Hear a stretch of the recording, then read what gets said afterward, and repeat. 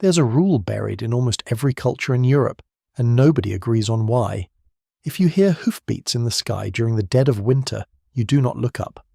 The Norse called it the Asgardrea. The French called it the Mesne Delequin. The Welsh called it Cwn Annwn, the Hounds of Annwn. In parts of Germany they called it simply Das Wütende Heer, the Furious Host.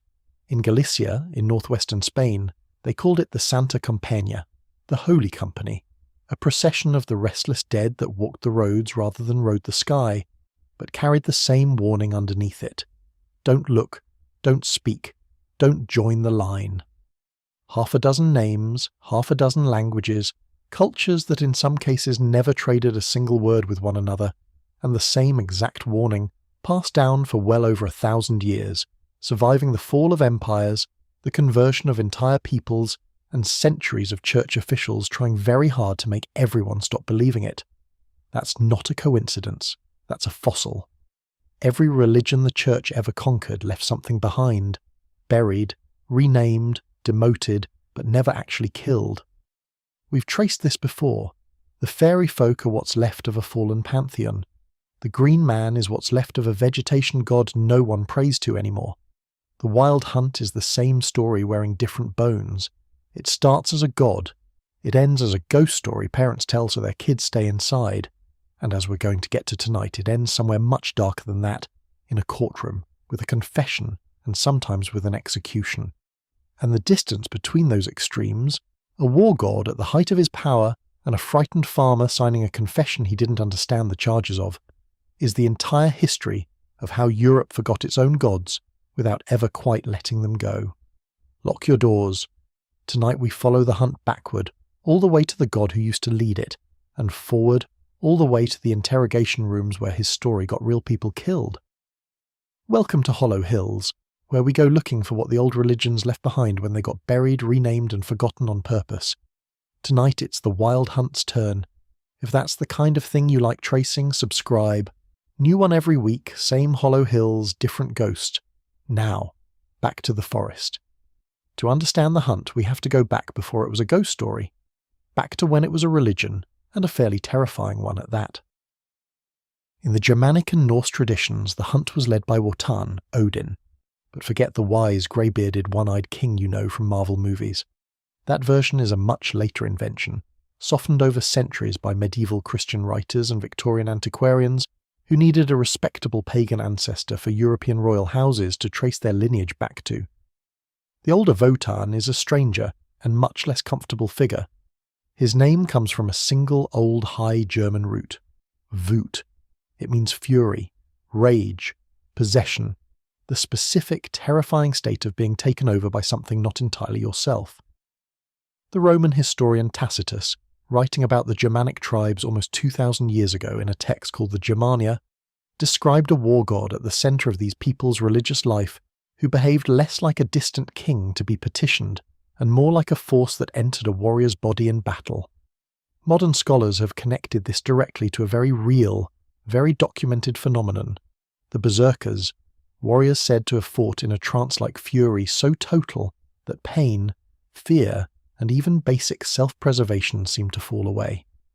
Whether that state was achieved through ritual, through substances, through simple mass psychology, or some combination of all three is still debated, but the point is that this frenzy wasn't metaphorical to the people who believed in it. It was a lived physical experience, and Wotan was its patron. This wasn't a god of wisdom presiding calmly over a marble hall. This was a god of frenzy, worshipped by men who were, quite literally, letting him take them over. The winter solstice, what the pagans called Yule, wasn't a holiday in the way we mean the word now, a break from work with feasting and gift-giving attached. It was a muster point, a hinge in the calendar when the world was believed to be at its thinnest. Anthropologists have a name for what may lie underneath this belief. The Männer Binder, young men's war bands who in the depths of midwinter would mask themselves, blacken or paint themselves with ash, and go from house to house in a kind of ritualized procession, terrifying and half-comic in equal measure, demanding food and drink under threat of mischief. The historian and folklorist Otto Höfler spent much of his career arguing that this practice, real, physical, performed by real young men in real villages, is the seed underneath the entire wild hunt tradition. If he's right, then the wild hunt isn't a myth about the dead riding through the sky at all, at least not originally. It's a memory of living men pretending to be the dead, performed so many winters in a row for so many centuries that the pretending and the belief blurred together into a single inherited story. This tradition didn't vanish everywhere at once. In Norway it survived openly, under its own regional name, the Åsgårdsreia, the Asgard Ride, long after church authorities had driven the god at the centre of it underground. Farmers in isolated valleys reported hearing it pass overhead on specific nights of the year, well into the modern era, the same warning repeated across 1,000 years. Don't go outside, don't look up, and above all don't answer if it calls your name. Wotan rode Sleipnir, the 8-legged steed born, according to the Norse myths, from an act of trickery involving the god Loki disguised as a mare, a detail that gets left out of most retellings because it's exactly the kind of chaotic, undignified origin story you wouldn't expect for a wise and noble king. Wotan led this army, the drowned, the murdered, the forgotten, the solitary dead, who had been claimed by no family, no grave, no proper burial rite, across the winter sky. If you were caught outside on the wrong night, you didn't just witness the hunt passing overhead, you could be swept into it.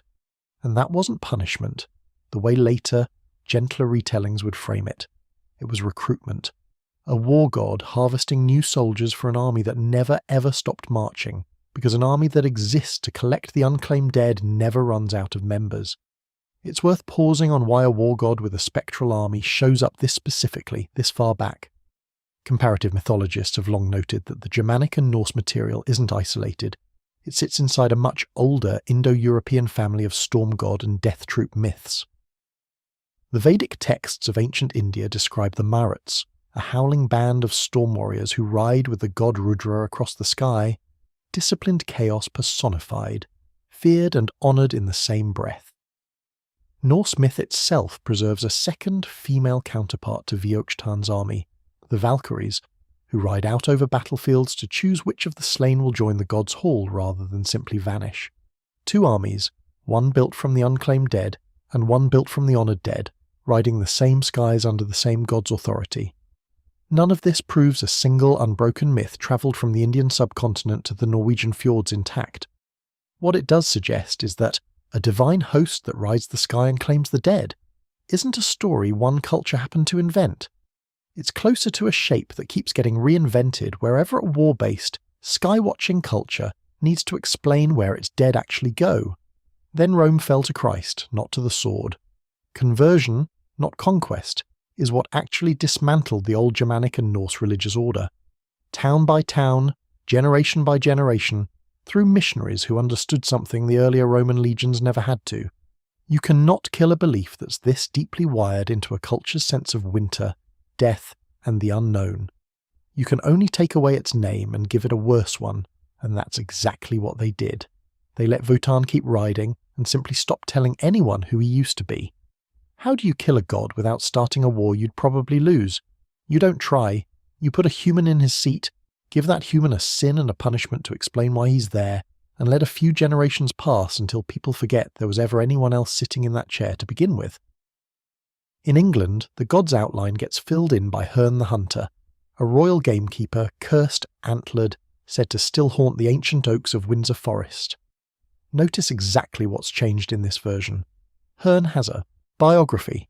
He has a specific crime and a specific personal punishment handed down for it. Gods don't get individually punished for things they've done. Men do. That biographical detail, the crime, the named location, the punishment that fits the man rather than the myth, is the single clearest tell that you're looking at a demotion, not simply a different regional god with a different name. England actually preserves an even older layer of the same demotion, if you know where to look. A 12th century chronicler named Walter Map, writing a collection of court gossip and legend called De Nugis Curi Alium, recorded the story of King Herla, a legendary British king who made a disastrous bargain with a dwarf king he should never have trusted, and was cursed to lead a spectral riding host for what the story implies is centuries, unable to dismount his horse without turning instantly to dust. It's the same shape as Hern's story, wearing an older, more explicitly royal costume. A man of high status, cursed for a specific transgression, doomed to ride forever. Even Shakespeare got in on it. Herne the Hunter turns up by name in The Merry Wives of Windsor, which tells you the story was common enough currency in Elizabethan England that a playwright could drop the reference and expect the audience to already know exactly who he meant. In France, it's the Grand Veneur, the great huntsman, a giant black-cloaked figure said to have terrorised the forest of Fontainebleau for centuries, his ghostly horn heard by hunting parties going back, according to local legend, as far as the reign of Henri IV, who was said to have encountered the apparition himself shortly before his assassination. Even King Arthur, in some of the darker regional legends, is condemned to lead a spectral troop through the night sky rather than resting in Avalon as the more romantic versions of his story usually promise. Same move, every single time. Take the sovereignty myth, the great king who never really died, who sleeps or waits somewhere just out of reach, and graft it directly onto the empty shape the god left behind when the missionaries erased his name. In the German-speaking Alps, the hunt follows Pöchta, sometimes called Berchtam, closely related to the older figure of Frau Holle, or Holda, a goddess associated with winter, spinning, and the souls of unbaptized children in her own right. Pöchta punishes the lazy and rewards the diligent, a god of frenzy and death reduced generation by generation to a household disciplinarian who checks whether the household spinning got finished before midwinter. Her masked followers survive today in the Pöchten and Krampus processions that still walk Alpine villages every December, men in elaborate horned wooden masks and straw or fur costumes, running through the streets to frighten children into good behaviour. It's tourist spectacle now, photographed and shared online every winter. It used to be a god's own hunting party. Further south, in the mountain villages of northern Italy, a strikingly similar figure shows up under the name Caccia Morta, the dead hunt, chasing down the souls of the unbaptized across almost identical terrain, in an almost identical story, told for centuries by communities who very likely never heard of Herne, or the Grand Veneur, or Pöchta at all.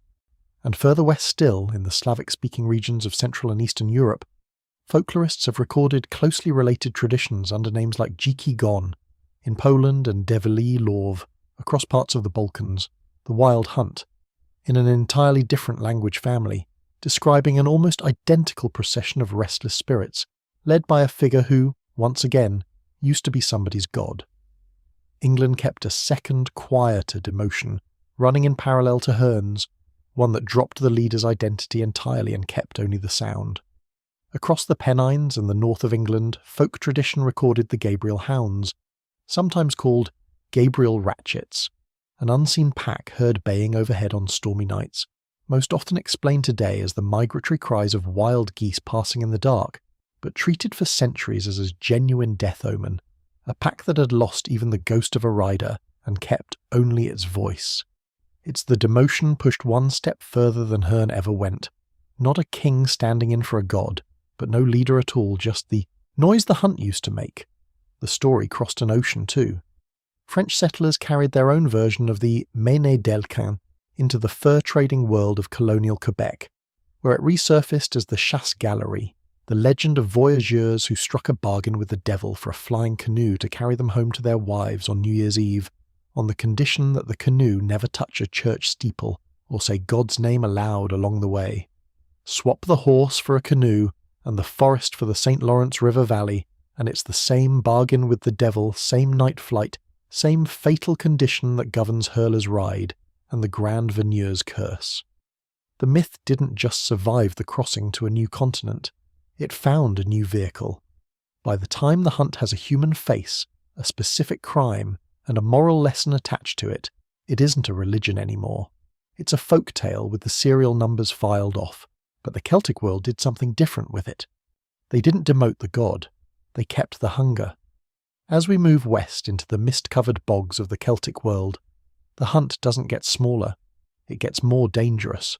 Here the leader is Gwyn ap Neath, king of the otherworld, and he was never cursed, never demoted, never turned into a haunted gamekeeper with a sad backstory. He's still a sovereign, still otherworldly, still hunting for real unforgiving stakes. The Mabin Ogion, the great medieval collection of Welsh legend, actually preserves the moment his authority gets acknowledged rather than erased. In the tale of Pwyll Ill, Prince of Dyfed, a mortal man accidentally steals a stag from Gwyn ap Neith's own hunting party, a serious offence in the logic of that world, and the story doesn't punish him with a curse the way Herla or Herne get punished. Instead, Gwyn ap Neith requires Pwyll Ill to make things right as something closer to an equal, standing in for him for a year in the other world and ultimately fighting a rival on his behalf. That's not how you write a defeated or demoted god. That's how you write one who still has enough standing that a mortal has to negotiate formally and respectfully, rather than simply beg for mercy. His hounds aren't like the dogs of the earth. They're snow white, with ears as red as fresh blood. The exact colour combination that marked the supernatural throughout Celtic tradition, from otherworldly cattle to otherworldly horses. They don't bark the way an ordinary hound would. They sing, according to the old accounts, a mournful, almost beautiful note that grows quieter, not louder, the closer they get to you. By the time the sound has faded to a whisper right at your shoulder, it's already too late. This version of the hunt was framed in the surviving folklore as a harvest rather than a punishment.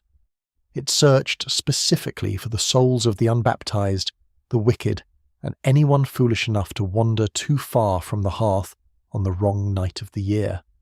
Ireland kept its own closely related tradition alive in the Slua Shi, the fairy host. A host of restless dead said to ride the night winds in vast numbers, blamed across centuries of recorded folklore for everything from sudden unexplained illness to a person's soul going missing from their body while they slept, a condition some communities treated as seriously as a medical emergency. Wales, Ireland and Brittany all preserved their own regional variants of essentially the same warning. In Brittany it merges with the figure of the Annwn, a personification of death itself who drives a cart rather than rides a horse, collecting the souls of a parish in the order they're due to die. Welsh tradition even pinned this activity to a specific night on the calendar, Nos Galan Gaeaf, the eve of winter, the same turning point that survives in the wider English-speaking world as Halloween. On that one night, Gwyn ap Neith's hunt was said to be at its most active, riding to gather any soul careless enough to be caught outdoors as the old year handed itself over to the new, which means the modern habit of treating late October as a night when the dead walk closer to the living isn't a Victorian invention or a marketing calendar. It's a scheduling detail inherited directly from a court that's still, by its own reckoning, in session. Scotland preserved a related but distinct tradition of its own in the Highland Slough, sometimes described not as a single hunting party but as the general host of the restless dead, blamed for illness and for carrying off the recently deceased before their souls could properly settle, and traditionally kept out of the house by keeping the western-facing window shut, since the Sluagh were said to travel from the west. Ireland's Sluagh Shi and Scotland's Sluagh clearly share a root word and a family resemblance, but folklorists treat them as cousins rather than identical twins, proof that even within the same language family the hunt kept mutating into slightly different shapes, depending on which valley was telling the story. And the fear underneath all of these Celtic versions wasn't really a fear of monsters in the way a modern horror story means it. It was fear of a court that still had standing, a government in exile of gods that had never signed a surrender, still holding hunts, still keeping its own laws, still perfectly willing to enforce them on anyone who crossed its territory at the wrong hour. So why did some versions of this story keep their god fully intact, while others buried him almost completely under a cursed king's ghost story? Because the ones that kept their god were, almost without exception, the ones the Church's institutional reach never fully penetrated. The harder-to-govern edges of the Christianized world, where conversion happened later, more incompletely, and with far less centralized enforcement than in the royal courts of England and France. Here's the part of this story most documentaries leave out entirely, because at this point it stops being folklore and starts being court record. By the late Middle Ages, the Church had already spent centuries trying to explain the wild hunt away, rather than simply forbid it, and one of its earliest official answers was a canon law text known as the Canon Episcopi, compiled around the 10th century. It described women who believed they rode at night with a pagan goddess, most often named as Diana, or sometimes Herodias, in the company of a vast host of followers. and its official ruling was that this ride wasn't real. It was, according to the church's own theology at the time, an illusion planted in weak-minded people by the devil. Believing you'd literally flown through the night sky was, in the eyes of this particular ruling, itself a kind of delusion to be corrected through penance, not treated as an actual crime. For a while, that classification actually protected people. If the night ride wasn't real, you couldn't be seriously punished for having taken part in something that never happened. The protection did not last. By the 15th and 16th centuries, the same night-riding tradition the church had once dismissed as a harmless fantasy had been turned completely inside out. The people who claimed to ride with Diana's retinue or with Herodias, or with a good society of night-wandering spirits, started showing up not in gentle sermons about foolish delusion, but in formal Inquisition transcripts. In the region of Friuli, in what's now northeastern Italy, an entire living folk tradition got pulled directly into the light of the courtroom, the benandanti, literally, the good walkers. These were men and women who genuinely believed their spirits left their sleeping bodies at night, several times a year, to do ritual battle for the harvest, riding out armed with stalks of fennel against the forces of witchcraft, who they believed rode out armed with sorghum stalks to blight the crops, with the fate of that year's harvest depending on who won. The historian Carlo Ginzburg spent years painstakingly reconstructing their testimony from surviving Inquisition archives in a study now considered a landmark of folklore scholarship. And what he found, laid out in the benandanti's own words to their interrogators, was a folk belief structurally almost identical to the wild hunt, a spectral procession, a battle fought outside the ordinary body, a purpose that the participants themselves saw as protective rather than malicious.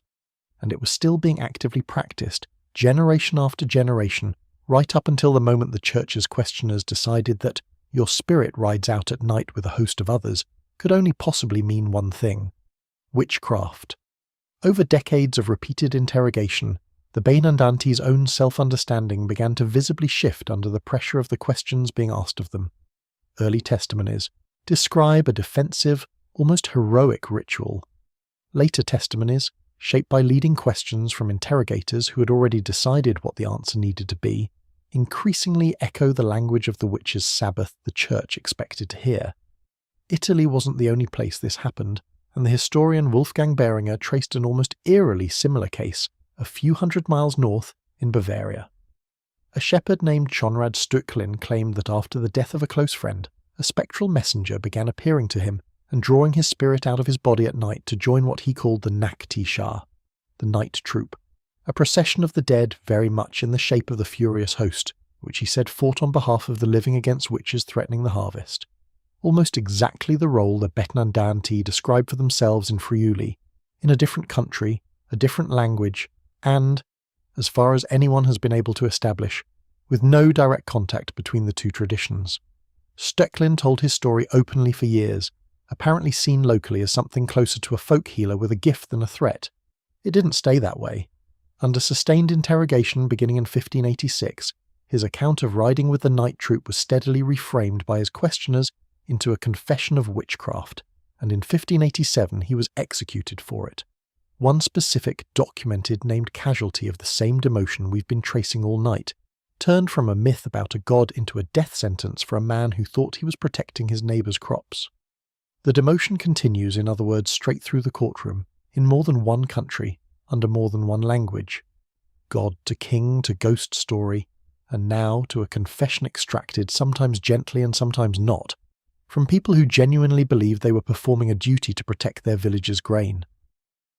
This wasn't confined to Italy.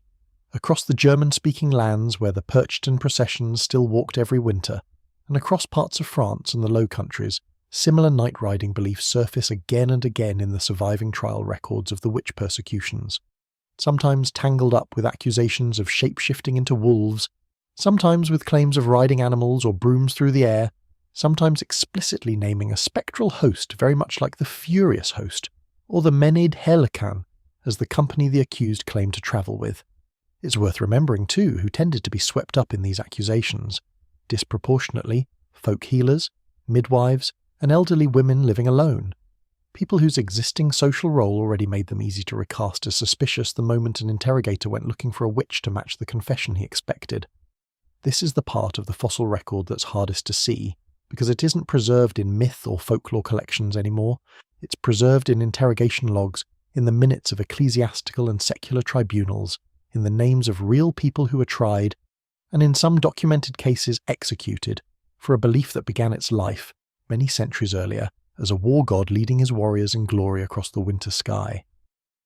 The wild hunt didn't end with the witch trials. If anything, it went underground one more time, and came back out somewhere nobody was policing anymore: culture. By the 19th century, European folklorists and Romantic era writers had started collecting and publishing these old night riding traditions, not as live religious threats to be prosecuted, but as national heritage to be preserved. The German composer Richard Wagner drew heavily on Norse and Germanic myth for his Ring cycle, and the thundering airborne fury of his Ride of the Valkyries carries an unmistakable echo of the same imagery that once described Wotan's own furious host crossing the sky.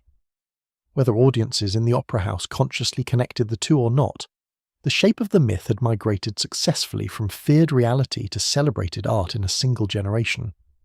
The 20th century kept the migration going.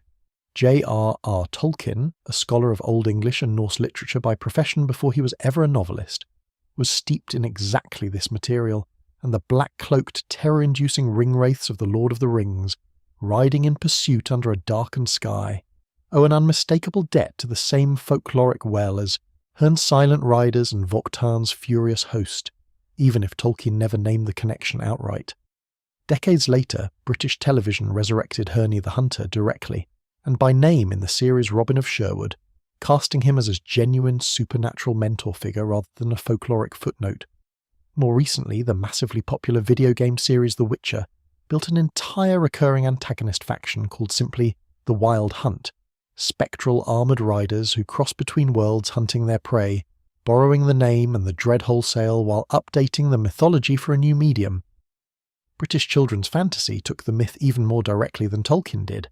Susan Cooper's novel sequence The Dark is Rising, published in the 1970s, features an actual Herne-led wild hunt as one of its central set pieces, not a distant illusion, but the folklore staged almost exactly as the old accounts describe it, riders and all aimed at a generation of British children who grew up with Herne's name in their own bookshelves, rather than in a dusty antiquarian record. Decades later, the wider revival of British folk horror as a genre, films and television leaning back into standing stones, half-remembered rural rites, and the specific dread of an old god still owed something, kept drawing on the same well, even when the hunt itself isn't named directly, because the shape of something old, something owed, something that rides, had become recognisable shorthand on its own. And the Alpine processions never stopped at all. Krampusnacht Krampusnight is now a genuine tourist draw across Austria, Bavaria and parts of Italy every December, with elaborately carved wooden masks, real flame torches, and costumed runners chasing crowds of onlookers through the streets. The same basic performance that Perktar's followers were carrying out in isolated alpine valleys centuries before it had a hashtag attached to it. Contemporary neo-pagan and heathen communities across Northern Europe and North America have separately revived Yule and Oscarea-adjacent observances as sincere spiritual practice, deliberately reaching back past the demotions and the trial records, to try to reconnect with something closer to what Wotan's original worshippers might have felt. None of this makes the wild hunt safe again exactly. But it does mark one more stage in the same fossil record, a myth that survived being a religion, survived being outlawed, survived being turned into a capital charge, and finally found a form modern institutions were willing to let it keep. Entertainment doesn't get you burned at the stake, it just gets you a licensing deal. Here's what's strange. If you step back and look at the whole map at once, across every stage we've covered tonight. The hunt survives in 5 different forms simultaneously, as a living, negotiated with God in Wales, as a cursed king in England and France and the Alps, as pure, faceless weather superstition everywhere the story travelled furthest from where it started, as a criminal confession dragged out of ordinary people who genuinely believed they were performing a protective duty, and now as opera, fantasy fiction, video games, and a tourist festival with its own gift shop. That's not 5 unrelated myths loosely sharing a theme, and it isn't confined to one language, one country, or even one continent. From a Vedic storm band riding with Rudra to a flying canoe on the St. Lawrence River, the shape kept finding new ground to take root in. That's a fossil record, laid down in layers you can actually date. You can measure how thoroughly a culture was Christianized, and how far its institutions were ultimately willing to go to finish that job, by how far its god got demoted. God to king, to ghost, to a warning about the wind, to a capital charge, to entertainment. And that's the part worth sitting with as we close this one out. The hunt didn't survive despite being hunted, generation after generation, by the very institutions that replaced it. It survived because getting hunted is the only story it has ever actually told about itself, in every single one of its forms. A god of pursuit, chased across 2,000 years of conquest, conversion, interrogation, and reinvention, and somehow in every century that tried to finish him off, still one step ahead of the thing that was sent to kill him. The next time the wind turns and you catch something in it that sounds almost like a horn, you're not hearing a ghost story. You're hearing what's left of an eviction notice 1,400 years old, still being read out loud by the thing it was served to. The old gods didn't win. They didn't lose either. They just moved into the hollow hills, and pieces of them are still out there right now. In the oaks of Windsor Forest, in an alpine village square every December, in a Welsh king who was never actually dethroned, in the surviving trial records of people who are punished for a story they didn't invent, and in a fantasy series or an opera house that borrowed the fear without ever quite knowing where it originally came from. If you want to keep tracing what's still buried under the stories we tell kids at Christmas, stay close to the fire. The hunt isn't the only one still riding.